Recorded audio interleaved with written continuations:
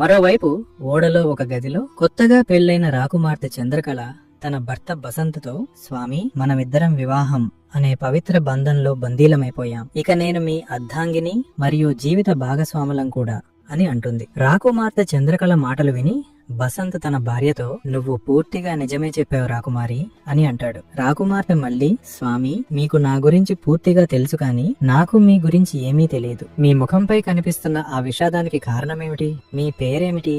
మీరెక్కడుంటారు? మీరు ఈ వ్యాపారి వద్దకు ఎలా వచ్చారని అడుగుతుంది. రాకుమార్తె చంద్రకళ ఒక్కసారిగా ఎన్నో ప్రశ్నలు బసంత్ ముందు ఉంచింది. ఆమె మాటలు విని బసంత్ రాకుమారితో, నా కథ చాలా దుఃఖభరితమైనది. నువ్వు ఎందుకు నా పాత గాయాలను మళ్లీ రేపుతావని అడుగుతాడు. బసంత్ మాటలు విని రాకుమార్తె చంద్రకళ, లేదు స్వామి, మీ దుఃఖమైన సుఖమైన నాతో పంచుకోండి. మీ గురించి అంతా తెలుసుకోవాలని ఉందని అంటుంది. రాకుమారి అలా అడిగేసరికి బసంత్ ఆమెతో, సరే రాకుమారి, విను. నేను ధారానగరి రాజ్యానికి చెందిన రాజా ఖడ్గసింగ్ చిన్న కుమారుడును. నా పేరు బసంత్. నా పెద్ద అన్న పేరు రూప్. చిన్నతనంలోనే మా తల్లి స్వర్గస్థురాలైంది. బసంత్ చెప్పే ఈ మాటలు వింటూ రాకుమారి చంద్రకళ, స్వామి, మీది చాలా దుఃఖకరమైన జీవితం అని అంటుంది. బసంత్ మళ్లీ చంద్రకళతో, మా దుఃఖాలు అక్కడితో ఆగలేదు. ఆ తర్వాత మా తండ్రి గారు మరొక వివాహం చేసుకున్నారు. ఒక రోజు మేమిద్దరు సోదరులు ఆడుకుంటున్నప్పుడు మా సవతి తల్లికి మరియు మా అన్నకు మధ్య పెద్ద సంఘర్షణ జరిగిందని ఆ విషయాలన్నీ వివరంగా చెప్పాడు.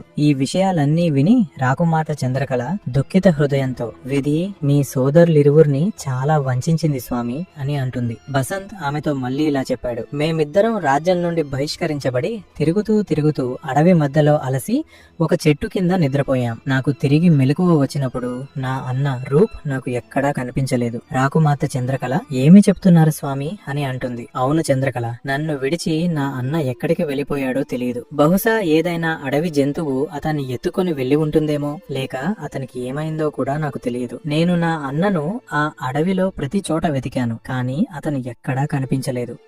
తిరుగుతూ వ్యాపారితో నాకు పరిచయమైంది. నేను అతని వద్ద నౌకరుగా చేరాను. నౌకరుగా చేస్తూ అదృష్టవశాత్తు నీవు నాకు దొరికావు, కానీ నా అన్న రూప్ నాకు ఎక్కడా దొరకలేదని అంటాడు. బసంత్ పూర్తి కథ విని రాకుమార్తె చంద్రకళ కళ్ళ నుండి కన్నీళ్లు ధారగా కారుస్తూ భారమైన హృదయంతో తన భర్త బసంత్ చేయి పట్టుకుని, ఆందోళన చెందకండి స్వామి, మీ అన్న ఎక్కడ ఉన్నా అతను పూర్తిగా సురక్షితంగా ఉంటాడు. అతను మీకు తప్పకుండా దొరుకుతాడు. ఆ భగవంతుడిపై నమ్మకం ఉంచండి అని అంటుంది. ఈలోపు ధూర్త వ్యాపారి ఎంత ధర చెల్లించైనా కొత్తగా పెళ్లైన చంద్రకళను తన సొంతం చేసుకోవాలని కుట్రలు పన్నుతున్నాడు. చాలాసేపు ఆలోచించిన తర్వాత ఆ వ్యాపారి ఒక నిర్ణయానికి వచ్చాడు. బసంత్ను ఓడ పైకి పిలిచి సముద్రంలోకి తోసేస్తాను. బసంత్ చనిపోయాక చంద్రకళ నా సొంతమవుతుంది. ఆమె ఎక్కడికి పారిపోగలదు? పాము చనిపోతుంది, కర్ర కూడా విరగదని అనుకుంటాడు. ఈ దుర్బుద్ధి ఉద్దేశాలతో అతను బసంత్ను ఒక సాకుతో ఓడపైకి రమ్మని పిలిచి ఓడ నుండి సముద్రంలోకి తోసేశాడు. నడుస్తున్న ఓడ నుండి బసంత్ను తోసేసిన తర్వాత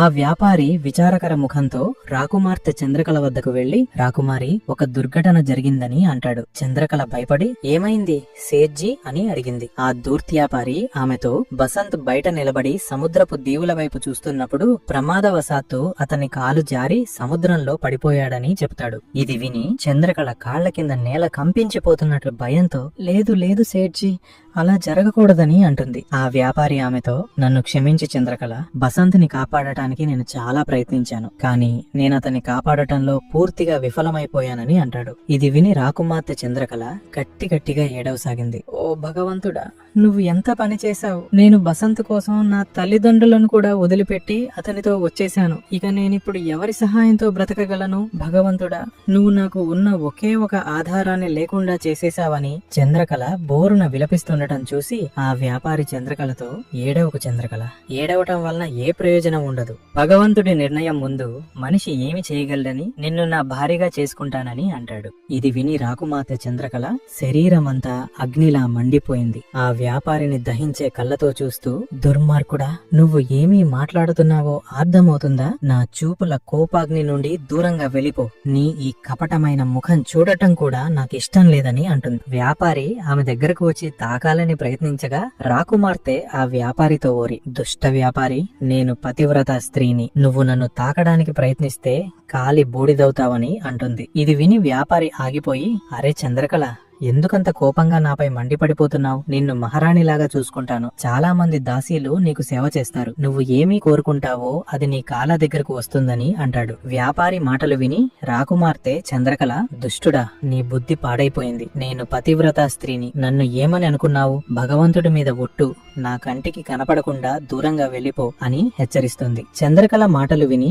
వ్యాపారి నిశ్శబ్దంగా ఆమె గది నుండి వెళ్లిపోయి, ఎంతకాలం రాకుమార్తె నాపై వ్యతిరేకత చూపిస్తుంది? ఒకరోజు ఆమె తప్పకుండా నాకే సొంతమవుతుందని, ఆమెకు వేరే మార్గం లేదని ఆలోచిస్తాడు. ఇప్పుడు వ్యాపారి ఓడ అతని నగరం చేరుకుంది. మరోవైపు వ్యాపారి బసంత్ ను ఓడ నుండి తోసినప్పుడు అతనికి ఒక చెక్క దుంగ దొరకడంతో దాని సహాయంతో బసంత్ ఎన్నో రోజులు సముద్రంలో తేలుతూ ప్రయాణం చేసి చివరికి సురక్షితంగా ఒడ్డుకు చేరుకున్నాడు. ఎన్నో రోజులు నడుస్తూ నడుస్తూ ప్రయాణం చేసి ఆ వ్యాపారి ఉండే నగరానికి చేరుకుంటాడు. పరిస్థితుల ప్రభావంతో బసంత్ బిచ్చగాడిలా తిరుగుతూ ఒక తోటలో కూర్చున్నాడు. ఆ దుష్ట వ్యాపారి కూడా అదే నగరంలో నివసిస్తాడని బసంత్ కు తెలియదు. అప్పటికే అలసిపోయిన బసంత్ ఆ తోటలో కూర్చుని, ఓహ్ భగవంతుడా, నేను ఏ జన్మలో ఏ పాపం చేశాను? నాపై ఎందుకింతలా ప్రతీకారం తీర్చుకుంటున్నావు? ముందు నా తల్లి ప్రేమను దూరం చేశావు. తర్వాత నా ప్రాణానికి ప్రాణమైన నా అన్న రూపును కూడా నాకు కనపడకుండా చేశావు. ఇప్పుడు నా జీవితంలో వెలుగులు నింపుతుందనుకునే నా భార్య చంద్రకళను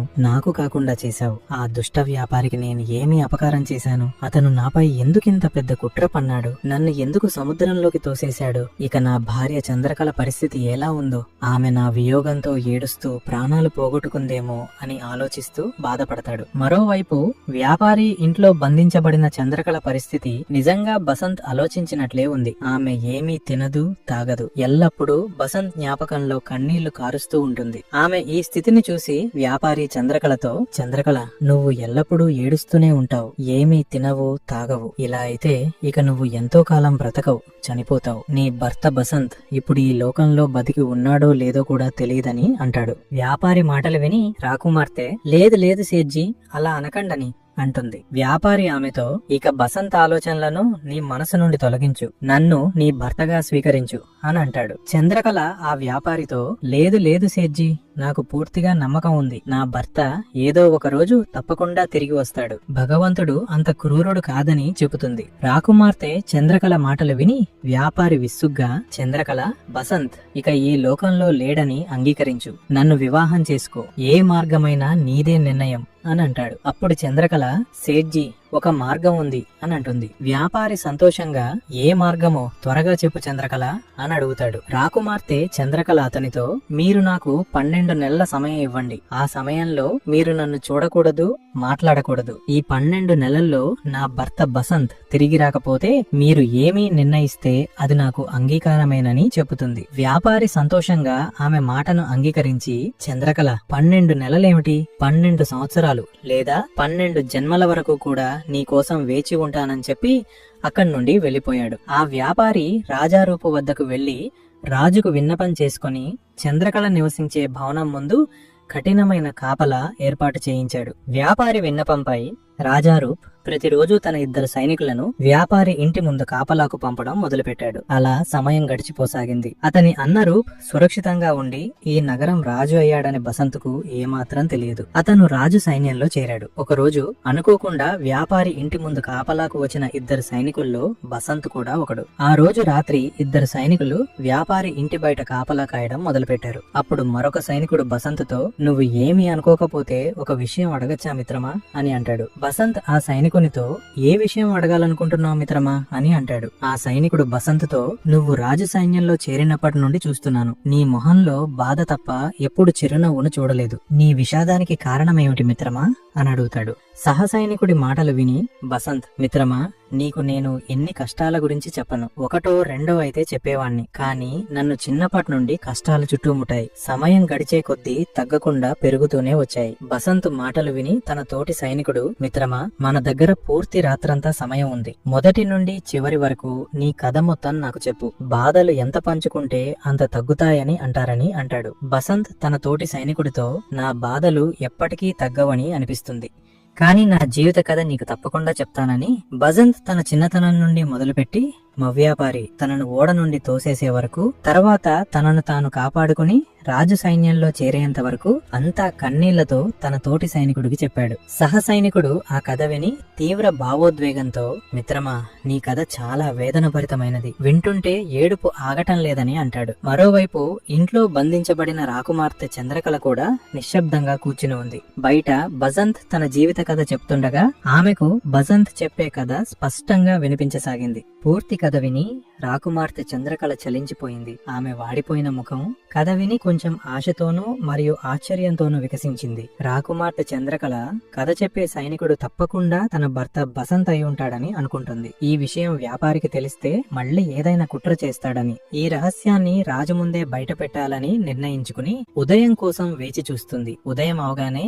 అవకాశం చూసి వ్యాపారి ఇంటి నుండి పారిపోయి నేరుగా రాజమహల్లో రాజారూప్ ముందు హాజరై, మహారాజా, నా ఇంటి బయట నిన్న మీరు కాపలాకు పెట్టిన 2 సైనికులు దొంగలు. వాళ్ళు నా ఇంట్లో విలువైన వస్తువులు దొంగిలించారని అంటుంది. చంద్రకళ మాటలు విని రాజారూప్ నిన్న వ్యాపారి ఇంటి బయట కాపలాకున్న సైనికులను వెంటనే నా ముందు హాజరుపరచమని తన సైనికులను ఆదేశించాడు. రాజు ఆదేశం ప్రకారం సైనికులు వెంటనే ఆ 2 వెంట పెట్టుకుని రాజు ముందు హాజరుపరిచారు. బసంత్ మరియు అతని సహచరుణ్ణి రాజారూప్ ముందు హాజరుపరిచినప్పుడు బసంత్ తన అన్న రూప్ ను గుర్తుపట్టాడు. అతన్ని రాజుగా చూసి ఆశ్చర్యంతో నోరెళ్లబెట్టుకుని ఉండిపోయాడు. మనసులో, నా అన్న రూప్ రాజయ్యాడా అనుకోని మరు నిమిషంలోనే, లేదు లేదు, నేనేమైనా పొరపాటు పడుతున్నానేమోననుకుని నిశ్శబ్దంగా తల వంచి ఉండిపోయాడు. కానీ రాజారూప్ బసంత్ వైపు ఎక్కువ శ్రద్ధ పెట్టకుండా చంద్రకళతో, చెప్పమ్మాయి, ఈ సైనికులు నీ ఇంటి నుండి ఏమి దొంగిలించారు అని అడిగాడు. చంద్రకళ రాజుతో, మహారాజా, నన్ను క్షమించండి, నేను వీళ్లపై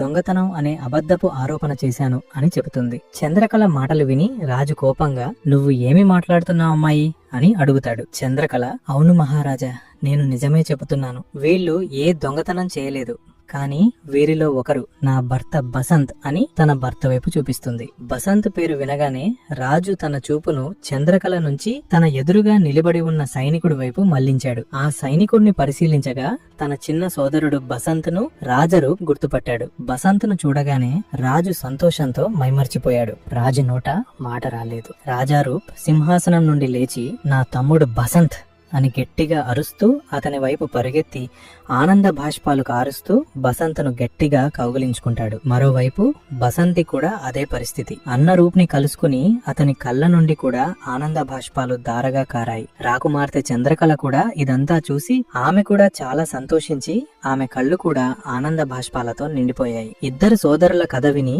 వాళ్ళ పరస్పర ప్రేమను చూసి రాజదర్బార్ మొత్తం గట్టిగా చప్పట్లతో మారుమోగింది. మహారాజ్ రూప్ ఆదేశంతో దుష్ట వ్యాపారిని వెంటనే పట్టుకుని ఆ దుర్మార్గుణ్ణి బతికి ఉండగానే భూమిలో పాతిపెట్టారు. బసంత్ చెప్పిన మేరకు 2 సోదరులు ధారా నగరికి, అనగా తమ తండ్రి రాజా ఖడ్గసింగ్ వద్దకు వెళ్లి నిజం ఏమిటో అంతా వివరంగా తెలియజేశారు. అంతా తెలుసుకున్న రాజా ఖడ్గసింగ్ మోకాళ్లపై కూర్చుని గట్టిగా ఏడుస్తూ, నా అజ్ఞానంలో చాలా పెద్ద పాపం జరిగిపోయింది, భగవంతుడా నన్ను క్షమించు. నా ప్రియపుత్రులారా, మీ తల్లి మాట విని ఉంటే నేను ఇంత పెద్ద పాపానికి ఒడిగట్టేవాణ్ణి కాదని అంటాడు. అతను వెంటనే సైనికులకు ఆదేశించి ఆ కపటి రాణి ముఖం నల్లగా చేసి రాజ్యమంతా గాడిదపై ఊరేగించి చివరికి రాజమహల్ నుండి బయటకు తరిమేశాడు. రాణికి శిక్ష విధించిన తర్వాత రాజా ఖడ్గసింగ్ తన మొత్తం రాజ్యభారాన్ని 2 కొడుకుల చేతుల్లో పెట్టి పశ్చాత్తాపంతో సన్యాసం స్వీకరించి అడవుల్లోకి వెళ్లిపోయాడు. రూప్ తన సోదరుడు బసంత్ను సంతోషంగా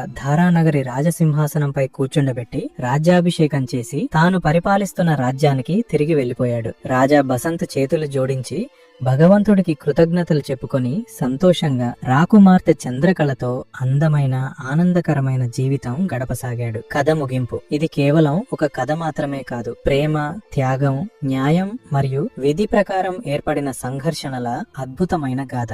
ధారానగరిలో పుట్టిన 2 రాకుమారులు, ఒకడు నిర్దోషి అయ్యుండి రాజ్యం నుండి బహిష్కరింపబడ్డాడు, మరొకడు అజ్ఞాతంలో తన సొంత రాజ్యానికి రాజు అయ్యాడు. వీరిరువురికి తల్లి ప్రేమ చిన్నతనంలోనే కనుమరుగైంది. తండ్రి కళ్ళపై మోసం అనే పరద కప్పబడింది. సవతి తల్లి కుట్రతో ఒక కుటుంబం చీలిపోయింది. కానీ విధిని ఎవరూ ఆపలేరు. విడిపోయిన వారు మళ్లీ కలుసుకున్నారు. ద్రోహం చేసిన వారు కర్మఫలం అనుభవించారు. నిజమైన ప్రేమ, నిష్ఠ, సంఘర్షణ మార్గం అవలంబించిన వాడు చివరికి తన హక్కును పొందాడు. ఈ కథ మీకు నచ్చినట్టయితే మీ స్నేహితులతో తప్పకుండా పంచుకోండి. ఎందుకంటే కథలు కేవలం వినడానికి మాత్రమే కాదు, అనుభూతి చెందడానికి కూడా. నా ప్రియమైన ప్రేక్షకులారా, కథ చివరి వరకు చూసినందుకు మీకు ధన్యవాదాలు.